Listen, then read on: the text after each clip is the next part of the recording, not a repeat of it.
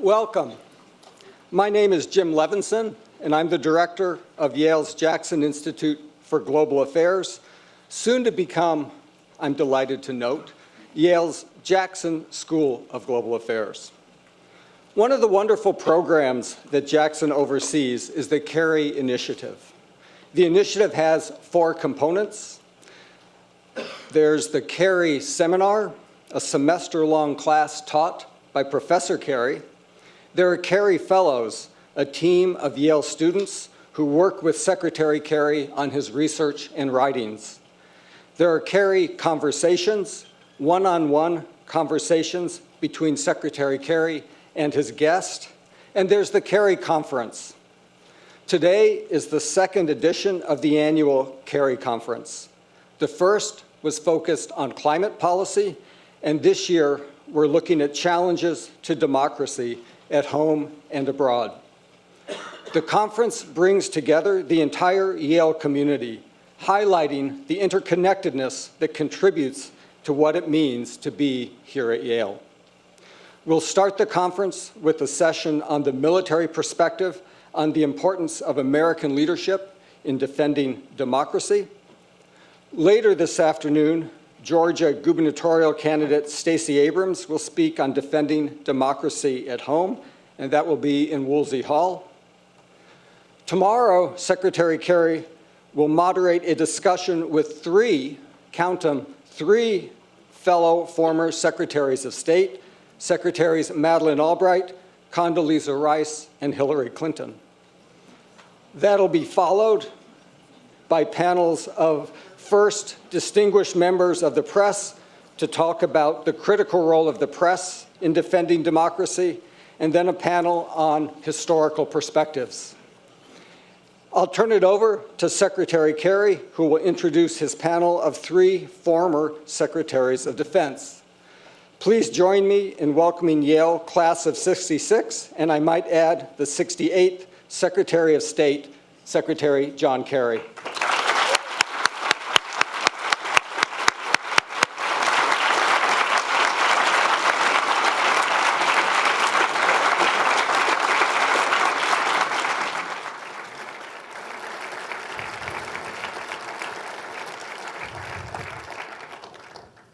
Welcome, everybody. Thank you very much, Jim, and congratulations on the transformation that is going to take place to the school, which I might add, I think is long overdue and most appropriate. So we're living in a time when a lot of people are wondering about people who make bad decisions that lead to a terrible record. And I'm not going to talk about the Red Sox here today at all, folks. But I want to thank the many people who've had a lot to do with helping to bring this conference together. And I just want to take a few minutes to sort of set the stage for the next 48 hours here. Because we are living in a time when democracies are challenged. And they're challenged at home and abroad. It is unique. We were talking at lunch with the Secretaries of Defense about how strange it is that we're at a point where we are worried about our own democracy here at home. And there are a lot of questions, some of which are very unsettling, about where we find ourselves. We obviously should never shy away from those questions. And there's nothing, I want to emphasize this, there's nothing preordained about America's democracy other than the goals that the Founding Fathers set out and the vision that we have tried to live. But the actual democracy is not on automatic pilot. It doesn't work that way. Democracy doesn't work that way. So there's nothing preordained about where we are headed. And history is full of examples of democracies that failed. So one thing is clear, we cannot take our own democracy for granted. We have to ask what we can do to make it stronger. Now, personally, I think our democracy can be stronger when we ask ourselves why, of 245.5 million Americans aged 18 years and older, in November of 2016, only 157.6 million were registered to vote, and only 138 million actually voted, leaving the world's oldest democracy ranked 26th in voter participation among, that's just 6 places from rock bottom among 32 OECD countries. I know that democracy overseas can be stronger if we are sober and serious in asking why, after the democratic surge post-Cold War and after the Arab Spring, we are now seeing a democratic recession in places from Turkey to Egypt to the erosion of democratic freedoms in Hungary, repressive regimes in the Philippines surging to surprising victories on the back of neo-populism and liberal democracies that are frayed in the very basics of governance, from Brexit to the yellow vests. Democracy is hard work. Just ask any of the folks sitting here.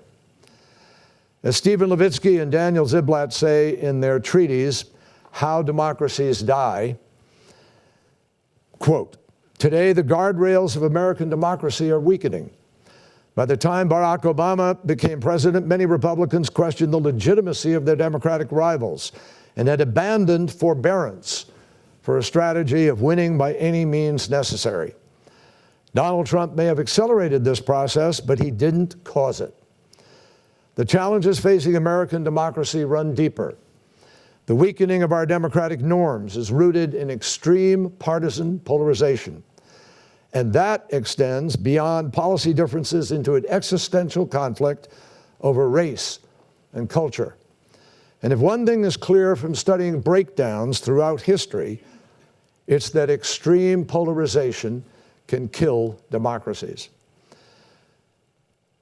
My friends, democracy is much more than holding an election somewhere. And it's become much clearer to all of us here on the stage than ever before that we have to be far more conscious about how our leadership looks through other people's eyes and what decisions we make to live up to our own values and to meet our own interests.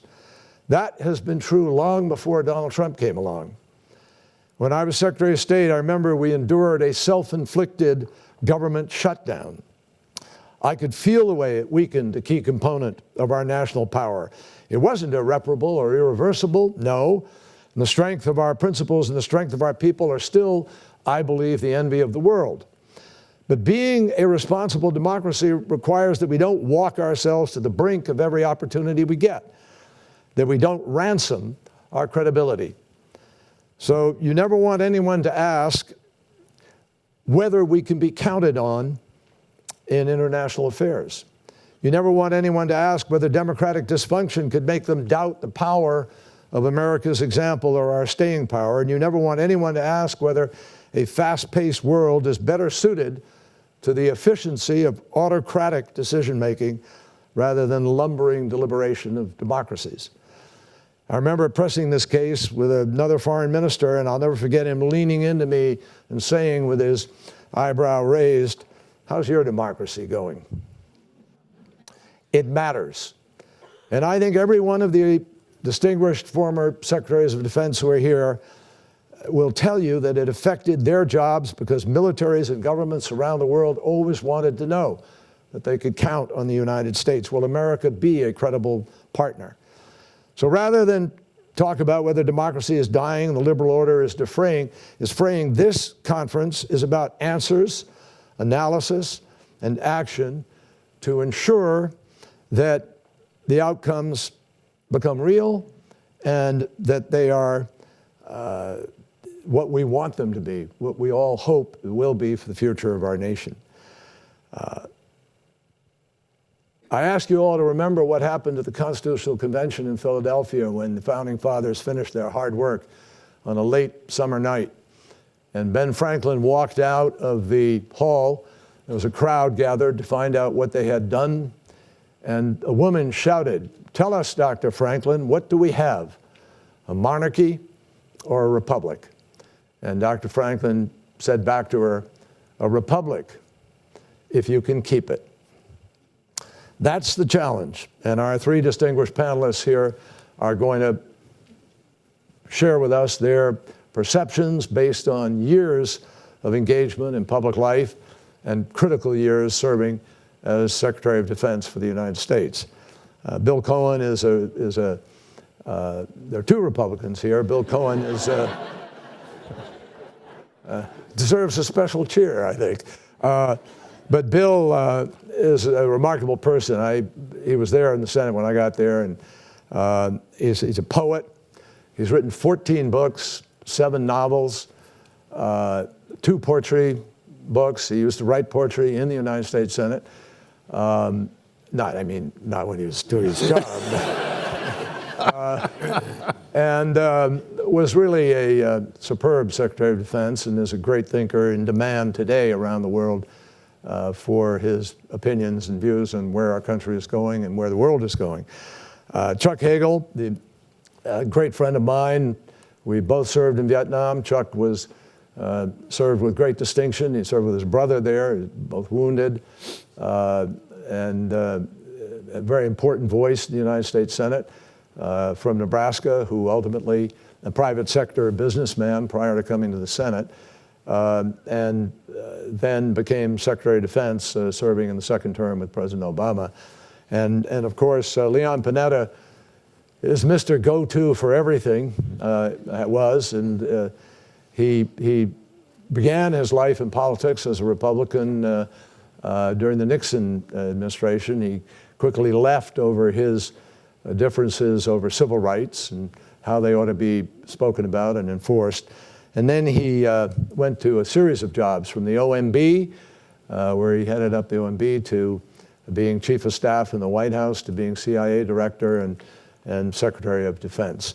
So we've got a lot of experience here, a lot of people who can share opinions, and without any further ado, I'm going to be sort of try to guide it, but you're going to hear from them for the rest of the time here. So join me in welcoming our very, very distinguished panel. Thank you, Ken. Thank you.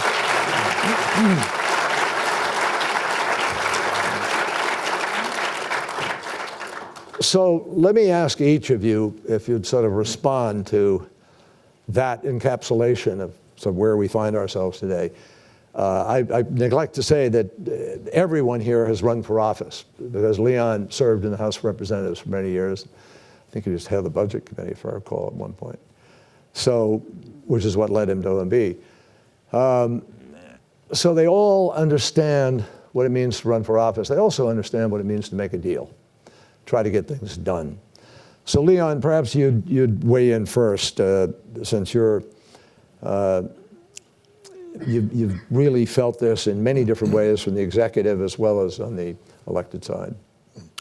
Well, first of all, thank you, John, for inviting us, and it's great to be with my colleagues, Bill and Chuck, who I've served with not only when I was Secretary of Defense, had their guidance, but worked with them when they were in the Congress as well.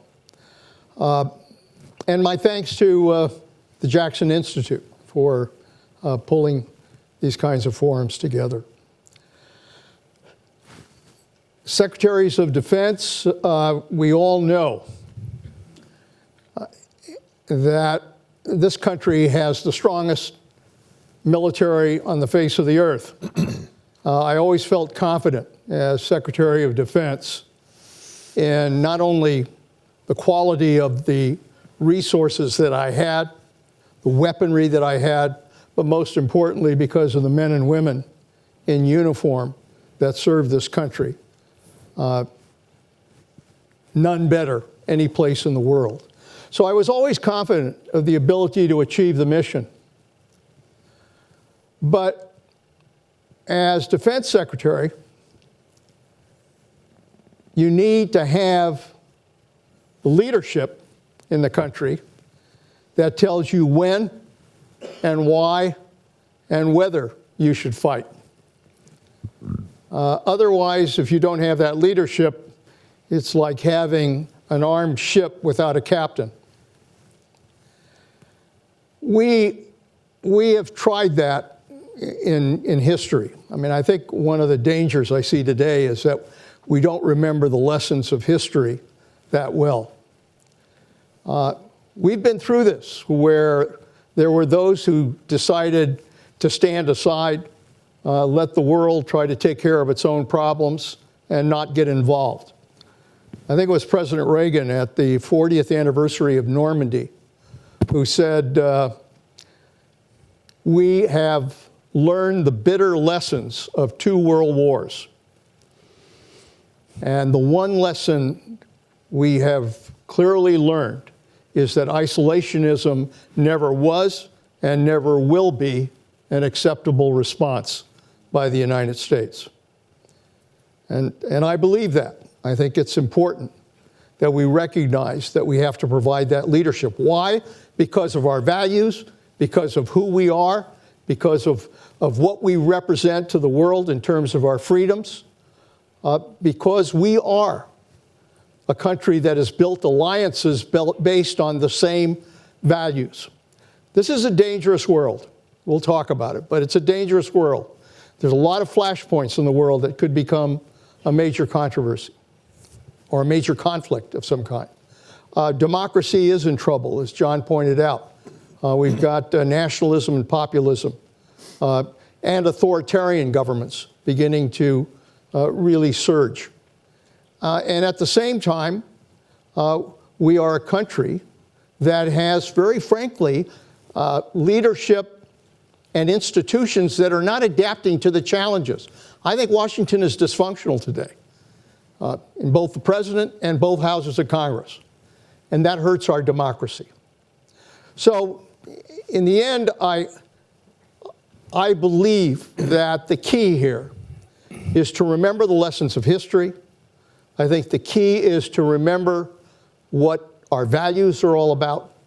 But in the end, the most important key is to find the right leadership. I tell the students at the Panetta Institute, in a democracy, we govern either by leadership or by crisis.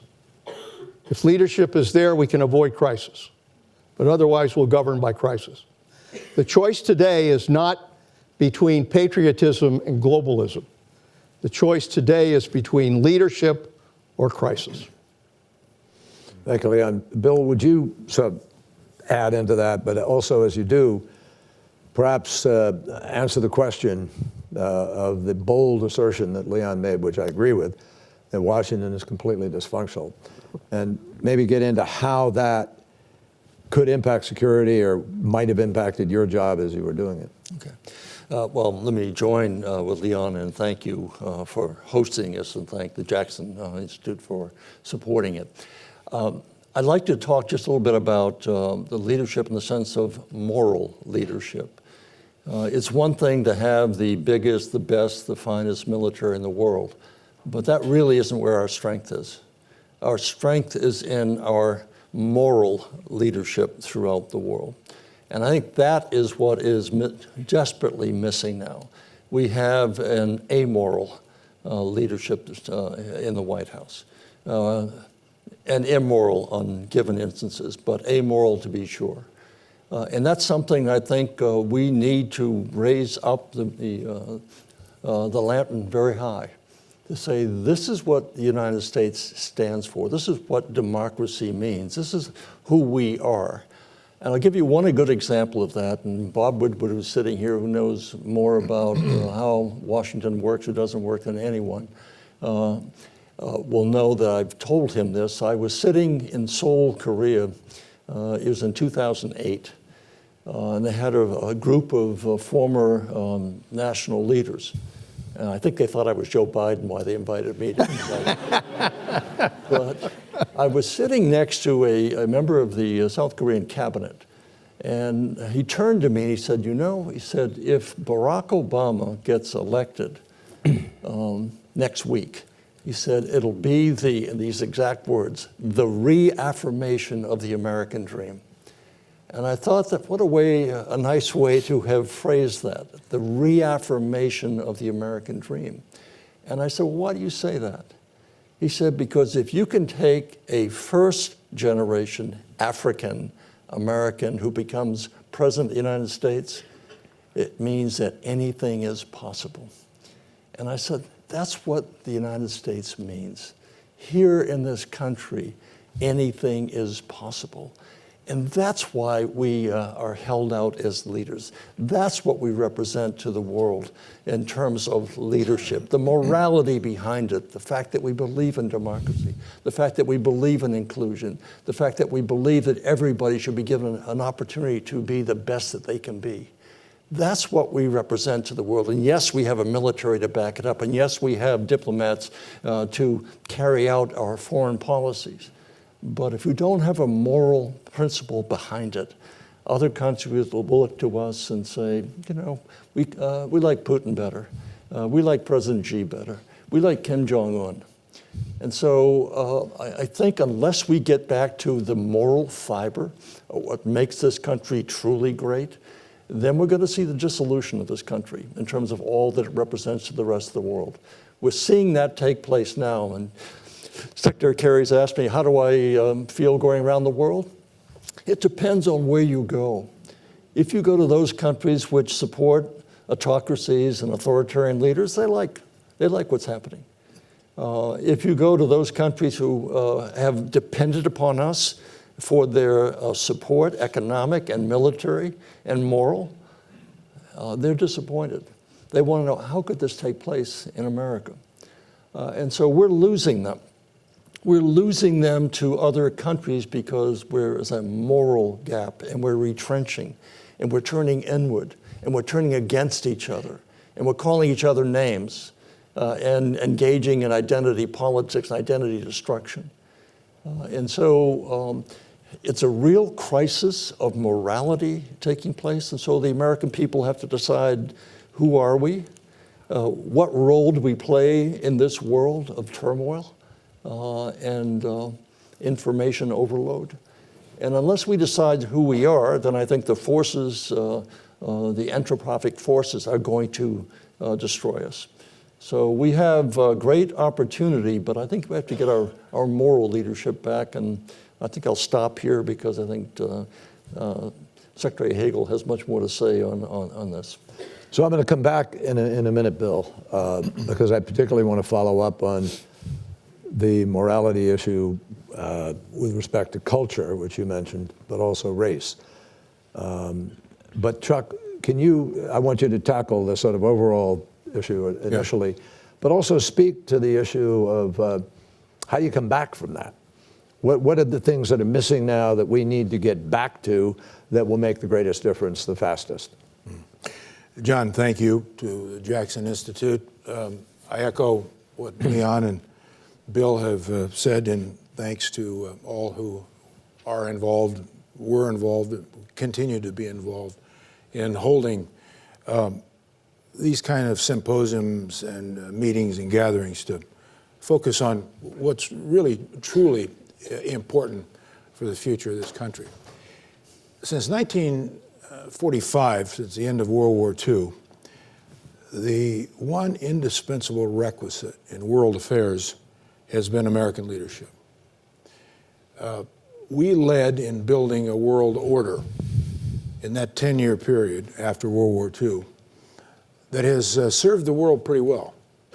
Imperfect, hasn't solved all the problems, but you think of what has been accomplished with American leadership and our allies, and I want to focus on allies for a moment because alliances are absolutely critical. We could not have been as productive, as secure, as good as we are without our friends, our allies, and the alliances that we built. What I've often referred to as coalitions of common interests, United Nations, NATO, IMF, World Bank, WTO. Those institutions were built because of the common interests that most nations had. Not that we all agreed on everything, and not that we were always going to agree on new things, but we had enough common interests to build a platform where we could work from those common interests to fix where we disagree. No World War III, pretty significant, especially every World War II generation leader went to their graves concerned about a World War III. No nuclear exchange, pretty significant. More advances in every discipline in the history of mankind, medicine, agriculture, any discipline, technology, in the years since World War II. We've accomplished a lot more to do, But we built a system where we could self-correct, just like America's system. America's system allows us to self-correct. When we wrote the Constitution, the preamble, we didn't get it all right. 100 years ago, half of the people in this room could not vote. Unless you were a white, male landowner, when we started this great experiment, you didn't have all the rights that the Constitution said you did. We have 27 amendments to the Constitution because we self-correct. We fix things. And we have brought that, I think, as much as any other thing to the world the last 70 years. Now, where are we today? How do we work our way back? Well, Bill and Leon both mentioned it's up to us. I mean, it starts here in our country with our people. The values, the standards. We're imperfect people. We make mistakes every day. We haven't gotten all our foreign policy right over the years. Made some big mistakes. But we keep getting better. We keep trying. And we are foundational, anchored by the principles and the morals and the standards and the beliefs that we can be better. And unless we coalesce around that and build that back, and we have leaders that believe that and believe in institutions, that every institution in this country is bigger and better than any leader. I mean, we're just passing stewards on the scene. Hopefully we make it better. But we have to rely on institutions. And that's really what's happened politically, I think, in this country as much as anything else.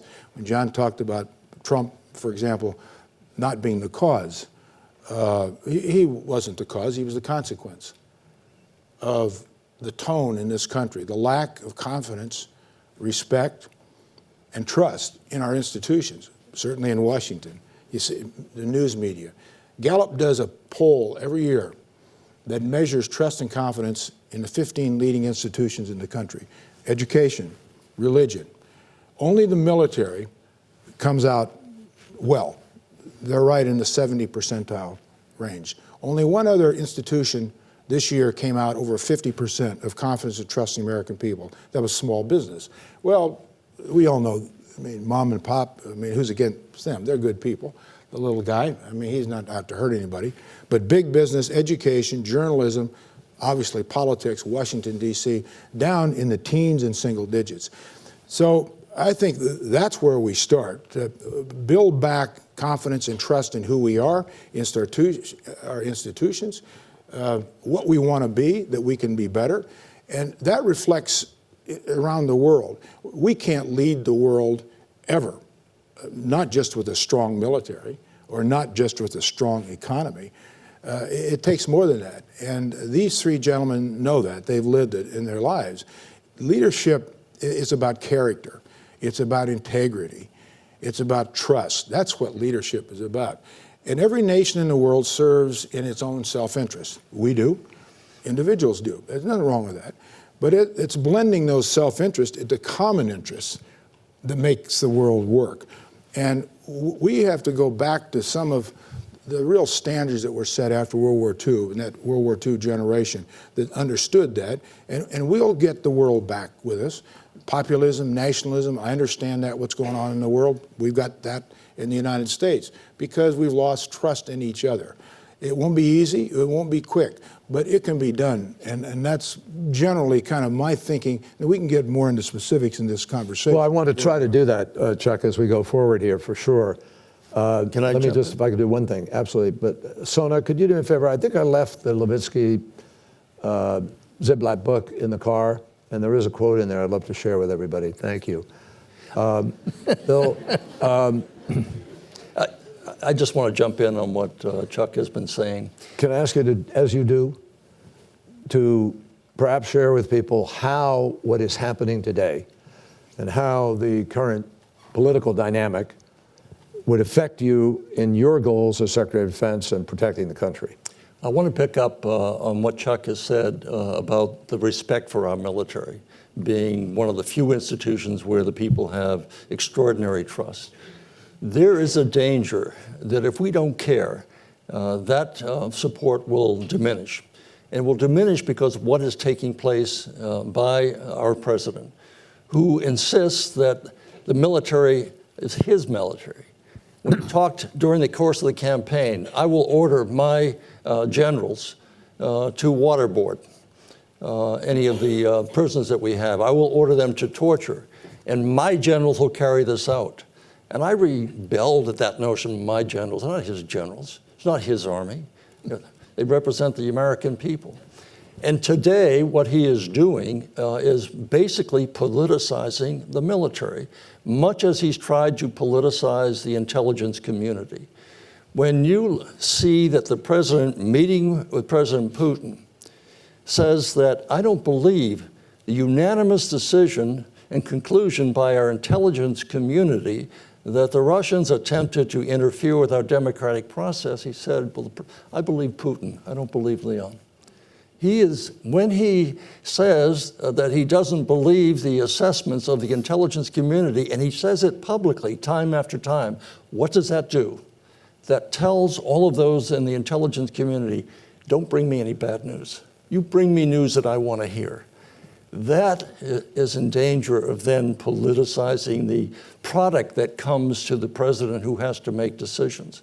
So we're in danger of having a person in the White House who's using instruments of power in a way to politicize them, in my judgment, in ways that have not been done before, that are going unaccounted for. Nixon tried to do it surely during the Watergate period, but he was held accountable for it. The president at this point can say that I want you to go out, members of ICE, I want you to go out and I want you to deport or bring that person and get him out of the country, and if you break the law, I will pardon you. I've never heard of a president of the United States telling somebody to go break the law and I'll give you a pardon.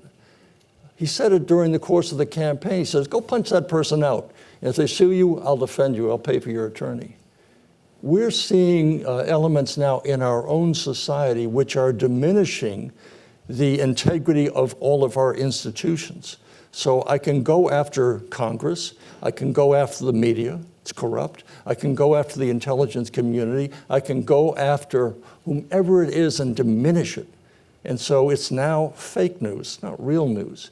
And so there's a reason why we're losing confidence in our institutions. Some of it's our own fault for failing to perform what our obligations are.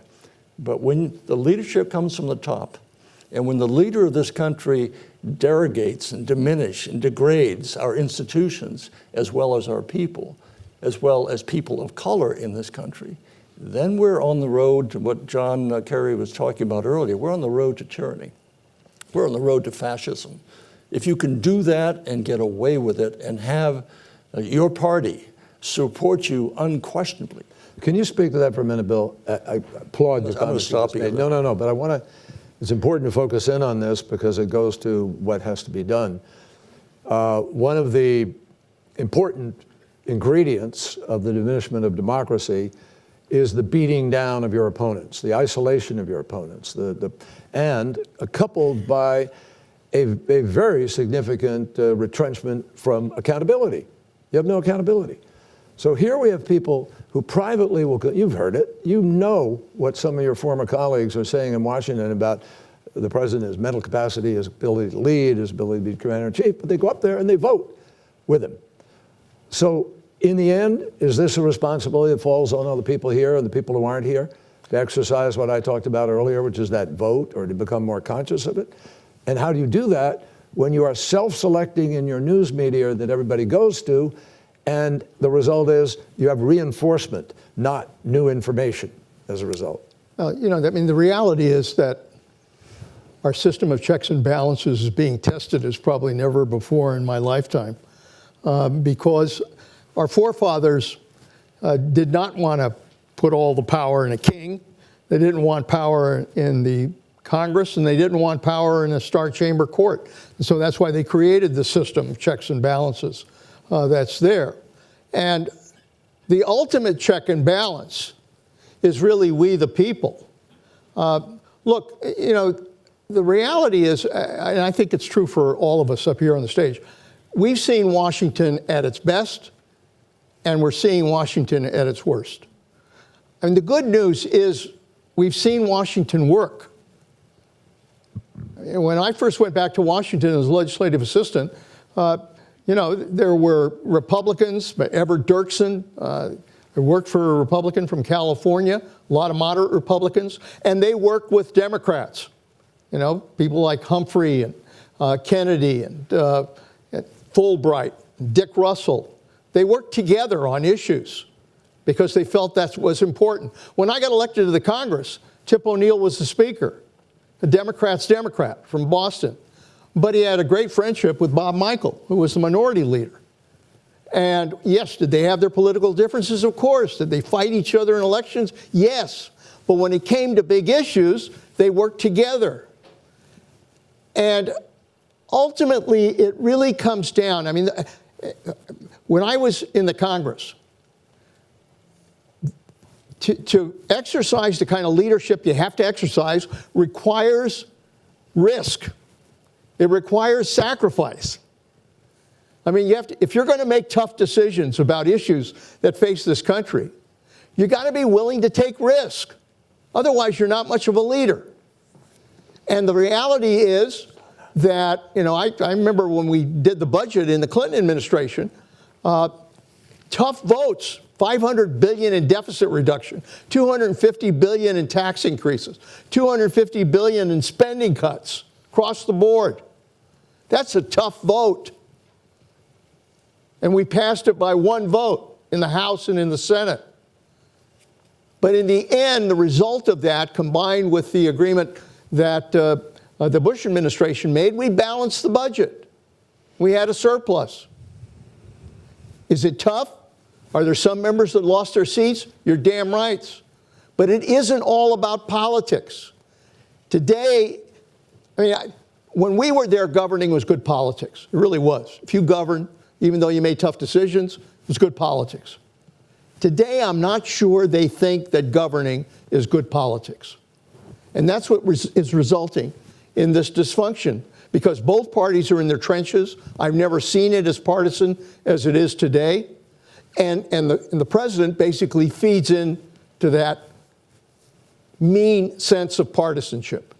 So ultimately, we got to get back. Now, there's one ray of hope that I'll share with you. And my youngest son got elected to my old seat in the Congress a couple terms ago. That's a hell of a ray of hope. And he's much more effective, I might add, too. Yeah, Jimmy's a veteran. He served in Afghanistan and got the Bronze Star. But there are a lot of veterans, and there are a lot of younger members who don't want to just go back there and pound their shoe on the table.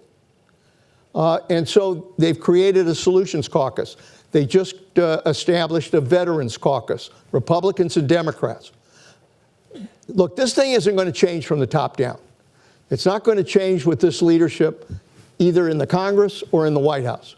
It's going to have to change from the bottom up. So ultimately, it's we, the people, that are going to have to produce the kind of change necessary if we want to see leadership. So let me share a quick thing, and I don't want to interfere with the conversation, but in 1994, I remember in the Senate distinctly, perceptibly seeing a difference in how the Senate conducted itself. And what happened is, with the Gingrich Revolution in 1994, what happened is people started to come over from the House bringing a different sort of attitude about bomb throwing and intellectual / ideological orthodoxy that was required of people. And now, in the last years, we're seeing senators threatened within the caucus with the possibility of a primary. They don't fear a general election, partly because of the gerrymandering in America. They fear the general election. They fear the primary. They fear the potential. And people have actually gone, you don't vote with us in this, we're going to primary you. And there's a level of antipathy. But let me just say quickly that you've had a breaking of the norms. There are a set of norms that existed in American politics. And as the authors of How Democracies Die point out, if those norms change, you lose the basis. It's not the Constitution itself that regiments everything that happens politically. It's the behavior of people who are trying to interpret it and enforce it and live by it. And so here's what, in June of his 1978 campaign, this is what Newt Gingrich, he met with a group of college Republicans at the Atlanta airport, and he said the following. He warned them, just quote, to stop using Boy Scout words, which would be great around the campfire, but are lousy in politics. He continued, you're fighting a war. It is a war for power. This party does not need another generation of cautious, prudent, careful, bland, irrelevant quasi-leaders. What we really need are people who are willing to stand up in a slugfest. What's the primary purpose of a political leader? It's to build a majority. And what did Mitch McConnell say? What's the priority when Barack Obama was? To make him a one-term president. What was, it's to build the majority, to hold on to it, not to affect the great things for the country. So Leon is 100% correct about this issue of accountability being in the voters, but there are other cross currents that people need to, I think, grapple with in this. You talked about the moral issue. Yeah. I remember President Obama, we were waiting to do something at the UN, we were in a room waiting, and we were talking about where we were in this dysfunctional political process. And he shared with me his conviction that an awful lot of it was race-based. And he felt it more than anybody because he saw the mail that came into the White House. He knew what the threats were that the Secret Service was dealing with, et cetera. And that is, if you look at what's happening now with the language being used, with the immigration issue being exploited, everything is negative. No aspiration, no going to the moon, no we're going to do this because it's hard, but a sort of appeal to the lowest common denominator of American politics, not the highest. So is it your sense that the electorate is actually willing to listen and able to listen right now to a different appeal? Well, and this is one of the last moderate Republicans in the Senate. Thank you. I consider that a great compliment. Not all my Republican friends do, but I always have. On that point, yes, I'm a Republican, but I always tried to be a United States Senator who was an American first, and I never got confused about that. Doesn't mean I'm any better than anybody else, but my guiding principle, and then I'll get to your question, John, was we all take an oath of office. It's the same for all of us. And the oath of office is not to a party or to a president. It's to your country, to the Constitution. So that should be the North Star for everybody, that you're talking about the issues and all we have referenced here. I know that's tough. It costs some people their seats. But you shouldn't be in this business if you want to keep getting reelected for no purpose, as John's talking about majority, build majority, keep majority, but for what purpose? Do you want to really help America? Do you want to help us get better, improve the inequities in this country? That's the point. But John, you talk about leadership, and we've all been talking about what the problems are, how do we get better, and how do you fix this, and your specific question to me. I think the timing of this has to occur not because leaders tell the people, you got to do it now. I think that's important, but the timing will come when the majority of the people of this country decide that, we've had enough of this. We are so much better than what we're seeing, what our government is doing. You wouldn't raise your children with the same kind of standards in values and aspirations that American people see in their leaders today. No parent would ever tolerate that. And so it has to come from the people because that's who we are. I mean, we're not kings, we're not presidents for life. I mean, defense secretaries for life. Chuck, if I could ask you, what effect does this chaotic public political body of the country have on the troops and on the ability to coalesce them around a particular ideal which is worth dying for? Well, that's a particularly good question, I think, for us, but for the audience too, and you, because you saw it and you served, and so you know it from a lot of sides. It confuses, I think, troops. Bill and I flew in from Washington this morning, and there was an honor flight. I think most of you are familiar with honor flights. And it recognized veterans, and you and I are standing there as people applauded and wanted to buy them drinks or coffee or a hot dog or whatever. We let the veterans go on, not the veterans, active duty, go on first on all flights and all those kinds of things. But I think we confuse them, the military. When they see all that, they hear the words, but yet less than 1% of the American people wear the uniform.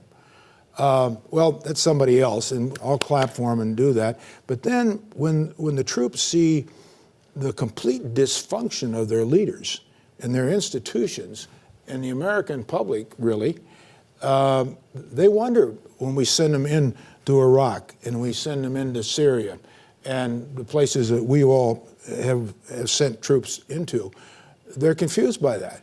And well, is it the policy? Is the policy right? Are we doing the right thing for the world, for us?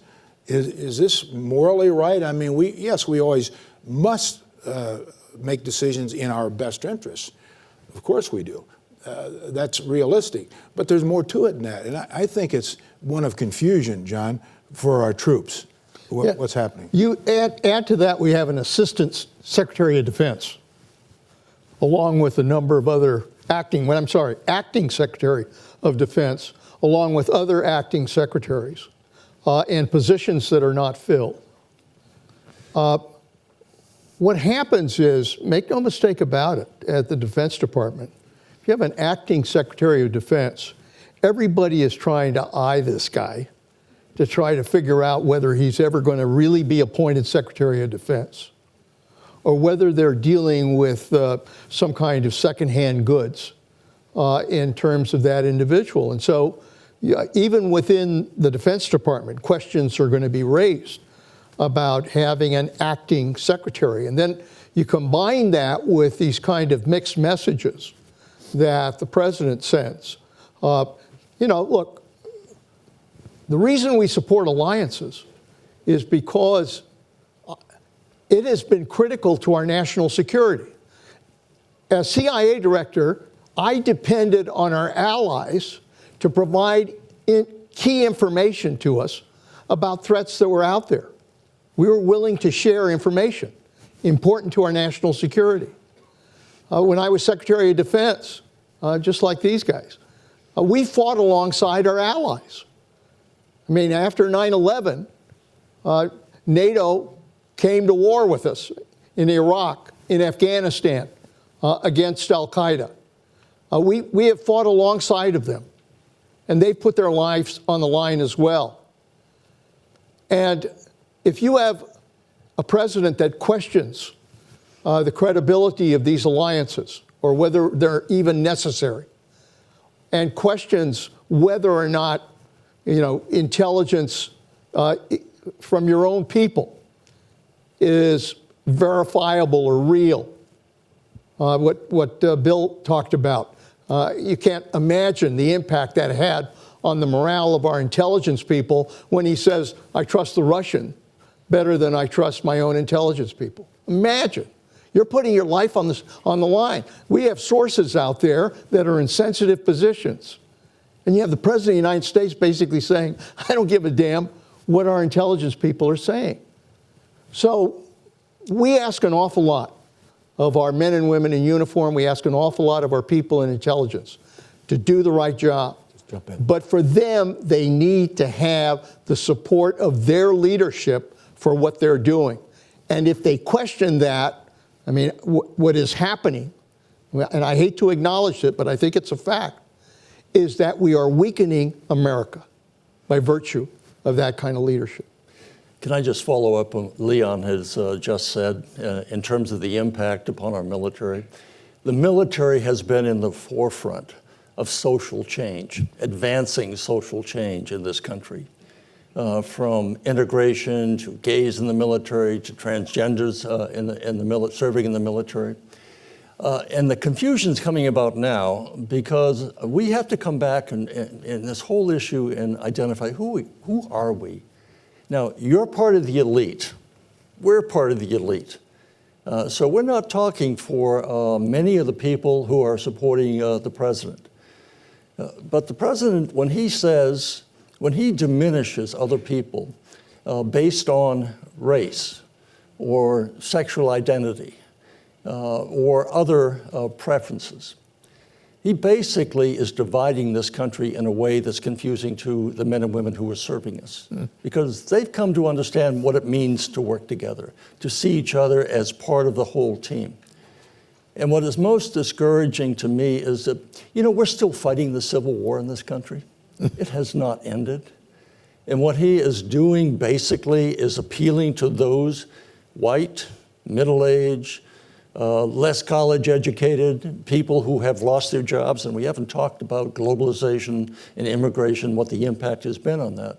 But he's talking to them, and he's talking to them based on race.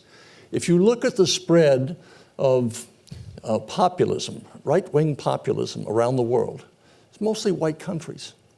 Whether it's in Poland or Russia or Hungary or the Czech Republic.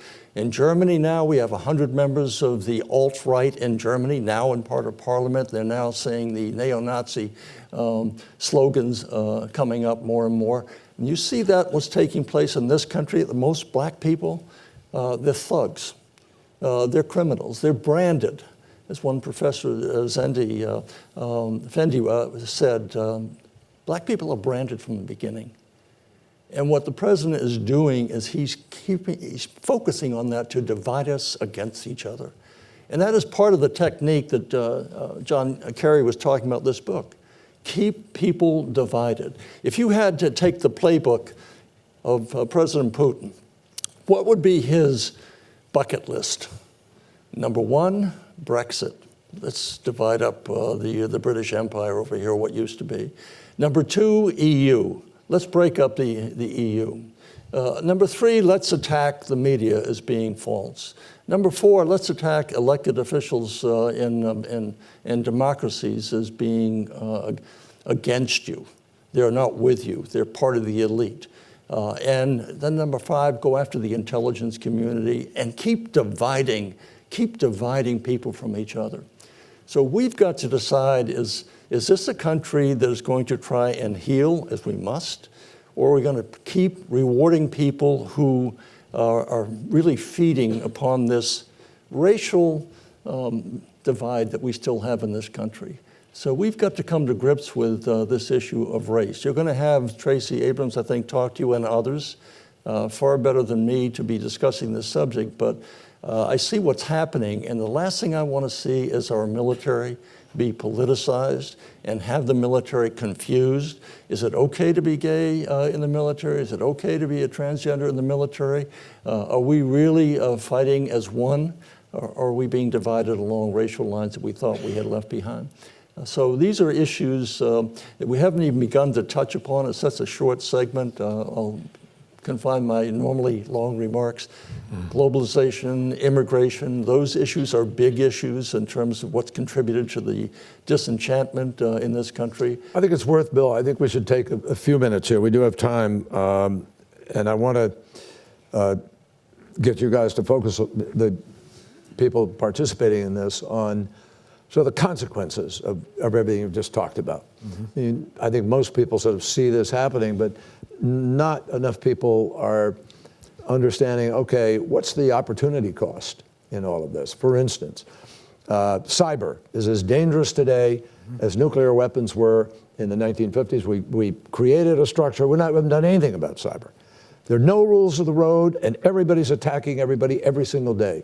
That's a danger America ought to be thinking about.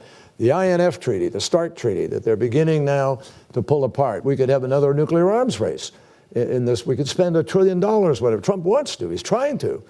So that debate is not taking place. So what are the consequences of, in your judgment, of the real security needs of our nation to be responding proactively to these kinds of challenges, and what are they?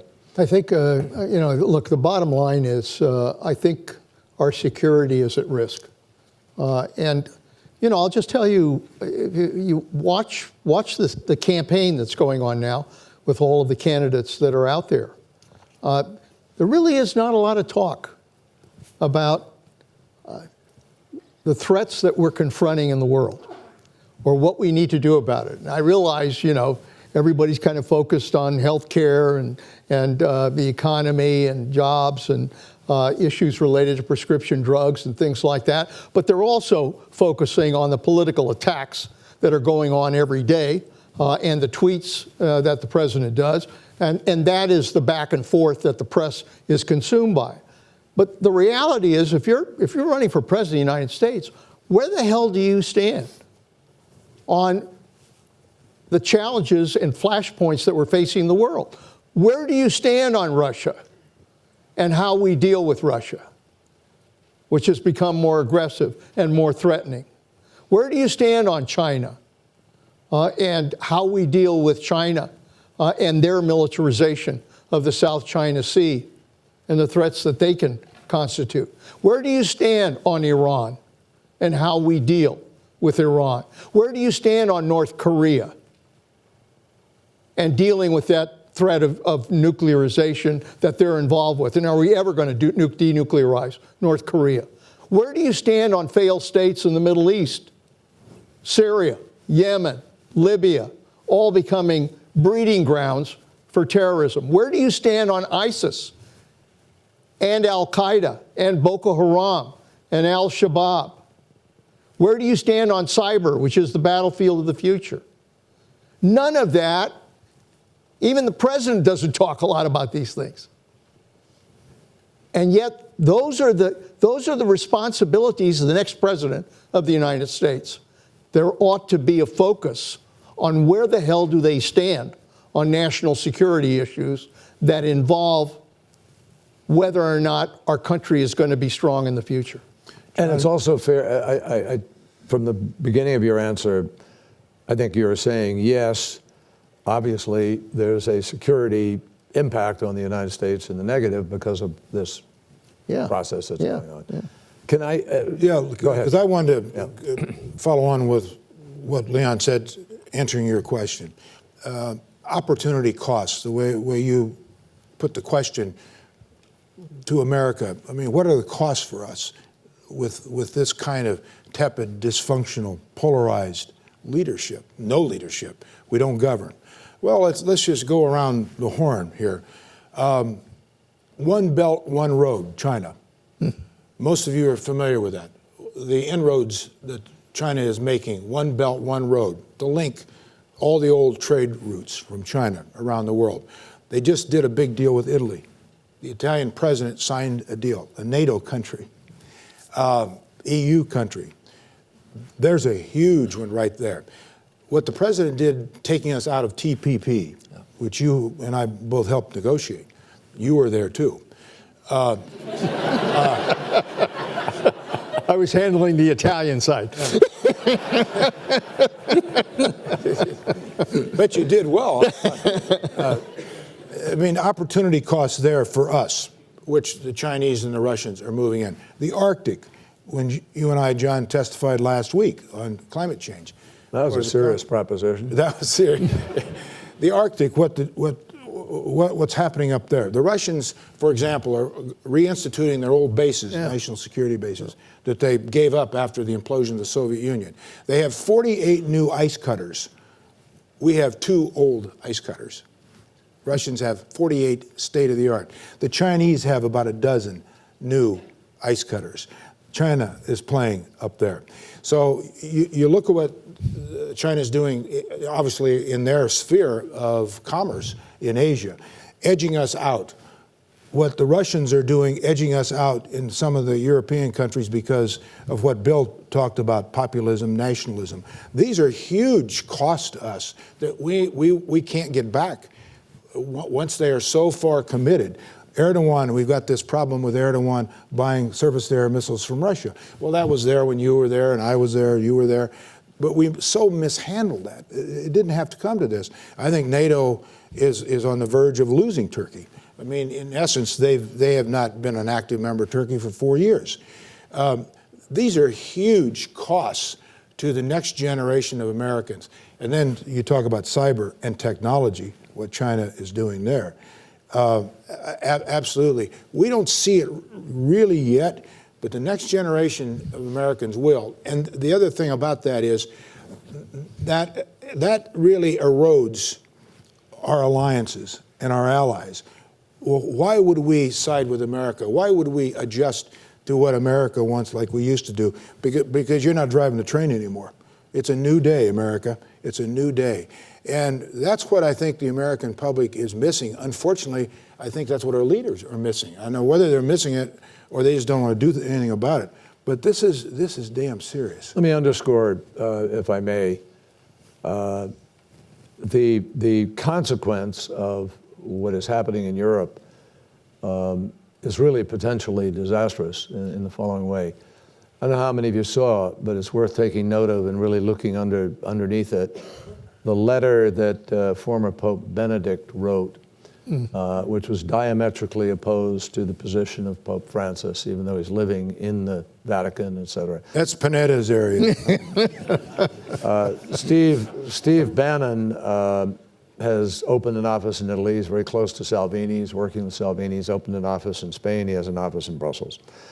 And there is a genuine concern, which no one's paying attention to, no one here is paying attention. And our leadership is so lacking. If we were paying attention to it, we would be able to do something about it if we had genuine diplomacy and leadership here. But the result is that you will have a European election that could wind up with the grassroots populism capitalizing on the chaos of Brexit, the chaos of what's happening in France, the Gilets jaunes, chaos of the alt-right in Germany in the sense of transition from Angela Merkel. So there's a weakness there, which could potentially be hugely exploited by the parliamentary elections for the European Parliament. If you had a European Parliament that came in that hates Brussels and hates the purpose of being elected, we're in a whole new ballgame, folks, with respect to the European project. So the costs of this is what I'm talking about. The opportunity cost is really gigantic. Now, let me ask all three of you. President Xi is busy running around the world. He gave the speech at the World Economic Forum. He has given it in a number of other countries. The speech is that the liberal order of the West is dead. This is the Chinese century, and the United States of America is in decline. President Putin is also going around spreading that narrative and is cutting deals in Africa and elsewhere, and we're pretty absent. We're absent financially, we're absent diplomatically. So what is, are they right? Are they saying America is in decline and the liberal order of the West is in fact, if not dead, moribund and in transition? Where are we? Yeah, the answer is yes, they're saying that and they believe it. And they have reason to believe it because they look at us, and we talked at the opening of this session that we're dysfunctional. So they can look at us and say, you guys can't make a decision. I can make a decision in China. I can decide I'm going to build this Belt and Road. I can decide I'm going to have a high rail speedway that can take you from all the way from Beijing to Shanghai in 5.5 hours, 6 hours. I can do all of these things because I have the power. And by the way, I have the power for life. So there are a number of countries looking to China, looking to Russia, looking to Turkey, is saying these countries function. We don't like what they're doing, but they are acting and they're getting some things done. The only thing we have to lose is our freedom and our individuality. We're willing to give that up. And if you go, and we're helping them. We are helping them. For example, you mentioned TPP. When President Trump was elected, I had voted early. Openly for Hillary Clinton. And I went and I arrived in Beijing, and I had a private dinner with a very high-level Chinese official. He was sitting side by side. He said, tell me one thing. Now that Trump has been elected, does that mean TPP is dead? And I said, unfortunately, yes. He said, good. Good. We gave them TPP, and they were worried about it for good reason. A year later, all of the ASEAN countries come to the United States at the Center for Strategic International Studies, CSIS, and they're on the podium like this, And to a person, they expressed their frustration with the United States. And one of them said, "We trusted you for 7 years, and we wasted 7 years negotiating this deal. Not only did we waste 7 years with you, but you discredited us with our own constituents." So their attitude is not one, how can we be close to you? They're fending from themselves. And by the way, they happen to be in the orbit of China. So we're doing this to ourselves because we don't have a strategy. We have a president who thinks tactically, who thinks transactionally, who sees one subject, he'll focus on an issue, make it worse, and then say, come back and say, I solved the problem, I did it. And he's done that with the Canadians, with the Mexicans. He's doing it now with China. And I just came back from China. I have offices over in China. I just came back from there. They're looking forward to a deal being struck with the United States. So is our business community looking forward to it. But it won't be a deal that really gets at the heart of what the Chinese are able to do. And it won't get at the heart of it because they'll agree to buy hundreds of billions of more soybeans or whatever it is we want to sell them. It won't change the structure whereby they are pouring money into their, what they call the SOEs, state-owned enterprises, picking out the 10 top sectors of the economy for the future, whether it's cyber, artificial intelligence, medicine, etc. They pick these 10 out, and they're going to be number one, and they're going to pour the money into that. And we are sitting back and saying, no, we're going to have this deal. You just buy more stuff from us and it'll be okay. So we're doing it to ourselves, and we have to wake up or be woke, as it happens, as the saying goes. We got to be woke about what's going on, that we don't have a strategy. All we're doing is tactically taking on one issue and doing it poorly, in my judgment. But lest you get the impression that everything's going to hell. And look, I think all of us reflect our own experience and the fact that all of us saw it when our democracy was working and had to deal with the challenges it faces. And I know that there are articles now about the old world order coming to an end and the power shifts that are going on. But I think we should also think about our strengths in this country. We do have a strong economy. We do have the strongest military on the face of the earth with, as I said, the best fighting force, men and women, ever in terms of their capability. And we also have, I think, in the American people, and I have had a chance to, go around the entire country like my friends here. The real strength of this country really does rest with the spirit and resilience of the American people. And the fact is, if you go into communities, if you go into cities, if you go into many of the states, it's working. And it isn't about Democrat or Republican. I mean, there are communities here that are dealing with a lot of challenges because they're working together and because they care for one another. And so there is, I think, a resilience in this country. And we saw it in the last election. I mean, the fact is people went to the polls and created an even more effective check in Washington by electing a Democratic House. So, I realize that, there are a lot of concerns, but I think ultimately we also have to look at the history of this country. We've had 200 years of history. We have faced crises in the past, civil wars, world wars, recessions, depressions, and somehow we've always been able ultimately to rise to the occasion with the right leadership. And I think it will happen again, but it'll take your involvement. I mean, if you sit there and just say, everything's going to hell, and so what? I'll deal with my family, I'll deal with my community, that's fine. But you've got to be involved. You've got to play a role and make a difference in our democracy. This system does not work if you are not involved and making a difference. And ultimately, it really is going to be up to you. So we're coming towards what was the scheduled closing of this, but we're going to go on a little bit longer for two reasons. One, we've got a little bit of cushion, and number two, we want to get you involved in it, and I think there's an opportunity, there was an opportunity to submit some questions. Were cards handed out, am I correct? Hello? Somebody?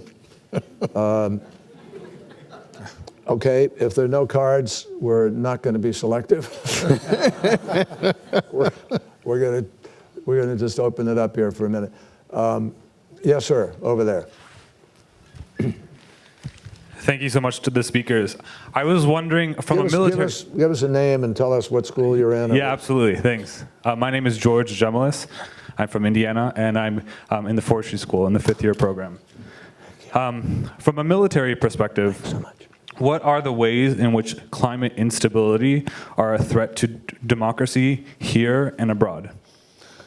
If I could, when I was CIA director, I thought it was important to establish a section at CIA that would focus on intelligence on climate change and what was taking place. And I did the same thing when I was Secretary of Defense. I thought it was important to have a climate change section at Defense to focus on the threats. What are the dangers? We're already seeing them. The melting of the Arctic and the establishment of a passage and what the Russians are doing to take advantage of that. That's happening. Rising seas and the impact that'll have not only on our bases, but on populations that live near the ocean, and what that can do to create threats. Droughts that result, weather changes that create consequences as well. You can look at a number of areas in which, because of climate change and because of its impact, are creating population movements that in themselves could produce future threats to our security. So there are a number of areas. We should be on top of it. Unfortunately, the administration's view on climate change has closed down what the CIA was doing and what the Department of Defense was doing. And I think they're blindsiding a very important area of threats as a result. I would just add to what Leon said, and everything he said is exactly right. I mentioned that Secretary Kerry and I testified last week for the House Oversight Committee on climate change, national security effects, trade, diplomacy, and so on. And if I had to summarize an answer to you, effects on our military and all other interests we have is instability. Climate change brings instability. Instability is dangerous in a dangerous combustible world because that means pandemic health issues. When I was secretary, we had the Ebola breakout in Western Africa. And it was the Department of Defense that changed all of that because we had the capacity. We had the planes, we had the Corps of Engineers could build hospitals and clinics, we had the doctors, we had the nurses, we had the money, we had it all. And it was the Defense Department that came to the rescue. It's a good example of what the Defense Department does in addition to fighting wars. All kinds of natural disasters, it's always DOD because we have the equipment. But that instability represents a huge problem for all of us in the world. And you add that instability to some of the other factors here, what Leon talked about, and others, then you've got a potential here for an awful big problem in the future. When I was right after I took over from Leon, and in Halifax, Canada, in November of 2014, I announced the first DOD Arctic strategy for defense, and building on his work and other secretaries' bills that came before us, and then an implementation plan. And DOD has really taken that and all of that work over the years and built something. And no one should minimize the threat of stability for our security. And I think Bill wanted me to tell one story. The highlight of his testimony and Secretary Kerry is that one member of Congress said that he was introducing a bill that very next day to say that not one penny of the defense budget can be used to study climate change. The Defense Department budget should be used for more planes, more guns, more ships. I said, well, that's okay. Kerry said we don't mind a statement like that because they didn't ask us any questions. Because he had all the answers. You know? Can I just say very quickly that I see Sue Biniaz is sitting here. Sue, who's teaching here at Yale, was our brilliant legal counsel advisor as we negotiated the Paris Agreement, and I know she will agree with me. This is the biggest security issue we face. People just cannot avoid the reality of what it means. In food production interruption, instability because of water scarcity, high temperatures people are living with, which they cannot live under, and therefore they will move. If you see people moving today, wait till then, and it's coming. Fires, floods, the combination, and they will be greater in intensity. We, in Paris, knew we weren't holding the Earth's temperature to 2 degrees centigrade, which was what we were targeting as a goal. We knew that. But we were betting on the private sector being able to invest and finding with the technology and other things they need we do to do unprecedented historic steps, which is not my language, the language of the IPCC and their 10-year, 12-year warning. So if we don't heed that, folks, we are literally living out a mutual suicide pact here on Earth. And the decisions that Donald Trump has made are unequivocally costing lives and billions of dollars of property and probably in the trillions going forward if we do go up the way we're going to hit the 2 degrees. But you know what we're on track to do now, if you want to be concerned?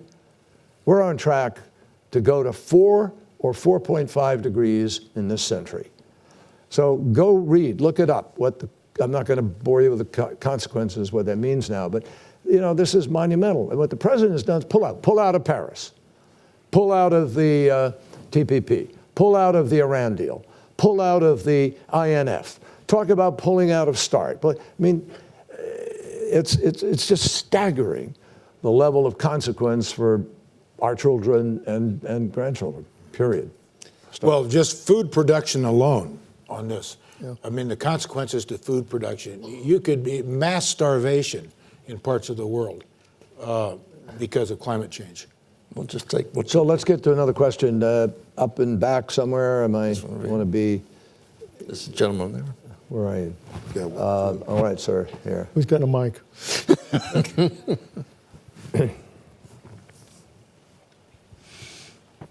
Thank you so much for being here. Neeraj Suri from the School of Management.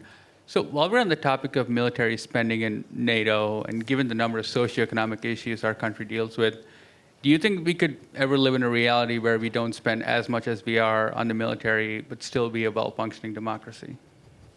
Who's going to tackle that? Well, I'll start it, but I'm sure my two learned colleagues will finish it.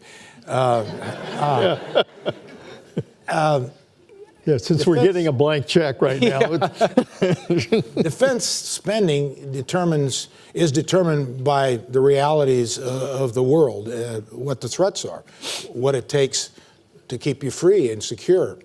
And I don't think you can look at it any other way. I mean, I don't think we're not going to spend any more than this, and that's it. No matter what the threats are, no matter what the Chinese do, the Russians or anybody else, that's it. You can't look at it that way. I think when you total up what we're talking about a $750 billion budget now, the Trump administration has suggested, plus another, we were talking about this at lunch, a contingency fund for overseas contingency operations, which is very dishonest. It's off balance. As Bill said, it's a slush fund. I mean, tens of billions of dollars. I think we've got adequate resources. I believe spending more our budget, defense budget, than the next 10 defense budgets in the world together. So I think if we manage it right, we do make the right decisions and so on. But when you look at the overall budget, it is crowding out a lot of other spending because it's of what the Congress still has capacity to determine in their spending. It's more than half of that that goes to defense. And Let me- the other part of that budget, Go which ahead, I think sir. you have to factor in the total budget here as to where is all that money going in our federal budget.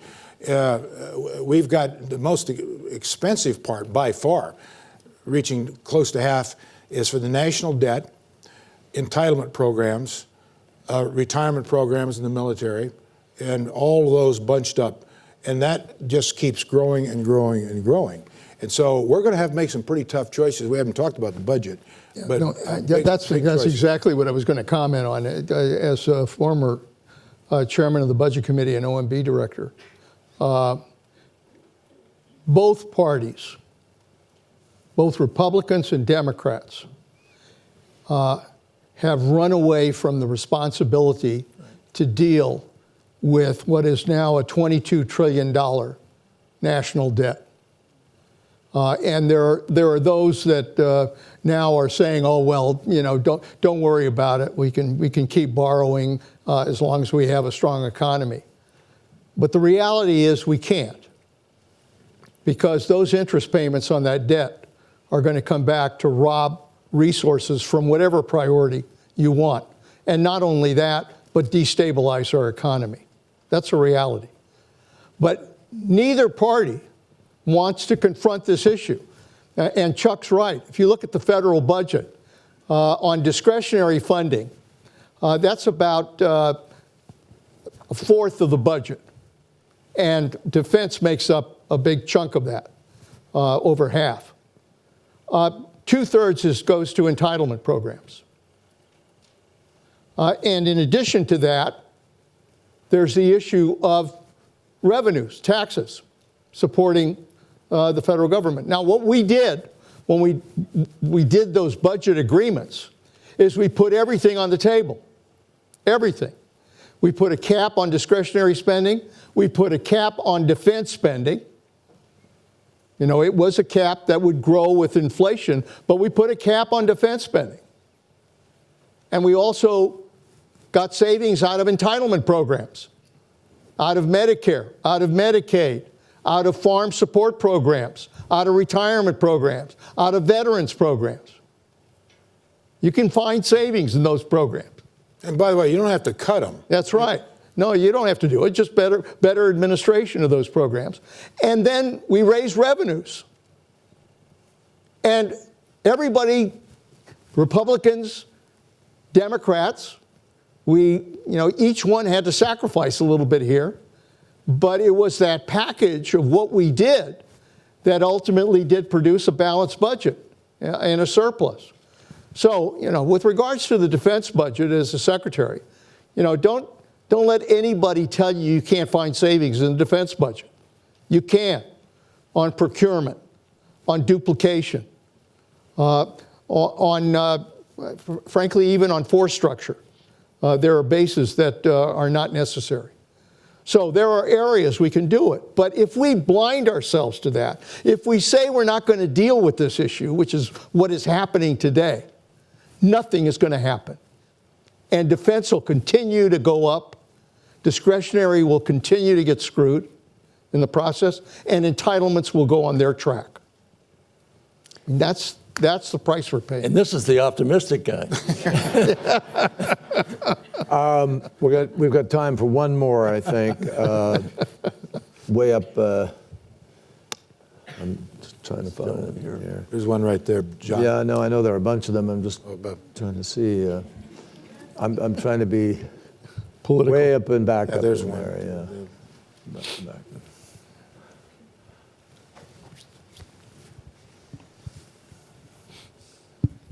This will have to be the last, I'm afraid. I apologize. I want to shift the focus a little bit away from the U.S. and I'm going to check with you. We talked a lot about politicization of military. Just share with us who you are and what school you're in there. My name is Divam. I'm a second-year MBA at the School of Management. And I wanted to ask you if you see a similar trend happening anywhere else in the world right now, which could potentially be a threat to democracy in other parts of the world. Bill, you understand? Well, you can see it take place in some of the NATO member countries, that they are turning more to authoritarian leadership. They are doing what is happening in this country, attacking the freedom of the press, going beyond what we do, but locking up dissidents or murdering journalists, as been taking place in Russia and elsewhere. So it's not just the United States. These are issues taking place around the world. And part of it has to do with globalization, which we haven't really spent a lot of time talking about, and immigration, the combination, and technology, the three things. Tom Friedman used to write his books about the earth is flat. And by the world becoming flat means that you can have innovation without immigration, that people can become as educated over the computer and take the advantage of that knowledge learning as anyone sitting in the United States and elsewhere. So that has produced tremendous economic consequences. Globalization, I think, has been good for the world at large. There's no question about it. But there are winners and there are losers. And the fact is that much of the world has won, but in the United States, there have been some losers as a result of that. And these are the folks who won't have a job in the future if they have one now, cannot look forward to a better life for their family, who won't have the job skills necessary to compete in an information age. And frankly, we have ignored them. We have not paid attention to making sure there is a social safety net under those people who have been displaced. Trump has capitalized on it. That's the one thing he has zeroed in on, that we as fiduciaries have not taken into account the consequences of what this noble idea of spreading information and opportunity to other parts of the world, lifting up their economies, and as a result, something that we can participate in because we sell things. So it's helping us as well by raising up the income level of other countries. But there have been losers here, and we have not paid attention, and that's why we're seen as being the elitists and the people who have lost touch with those who are out of work or certainly don't have the prospects they once had. So it requires us, both parties. The Democrats are trying to do this. They will, as they are accustomed to doing, go too far to the left, and we will continue to go far to the right, and that middle is being lost. And so it seems to me that when we look at presidential elections, congressional elections in the future, the people who can be slightly left of center or slightly right of center are going to be the ones who will bring this country back into governance. Because, you know, we play the political game between the 40-yard lines. If you're in the end zones, you know, you can plant your flag in the end zone, but you can't make it work. You can't win in the end zone. So what has to happen is you have to come back toward the 50-yard line and be, if you're a Republican, slightly or even moderately to the right. If you're way in the end zone, it's not going to work. Same thing on the Democratic side. Unfortunately, right now, we're both headed for the end zones, and what we've got to do is kind of get back to the center. So let me just quickly thank everybody and make a couple of quick comments, if I may, as we close. First of all, I believe the optimism is appropriate. The challenge is real, but this really is, this is why this conference is about democracy. This is in your hands. That is not an exaggeration. There's no hyperbole in saying to you it's in your hands. In the last election, we wound up where we are today because we had 54.2% of people turn out to vote. In the midterm, in which we won back the House, those of us for a we applies, the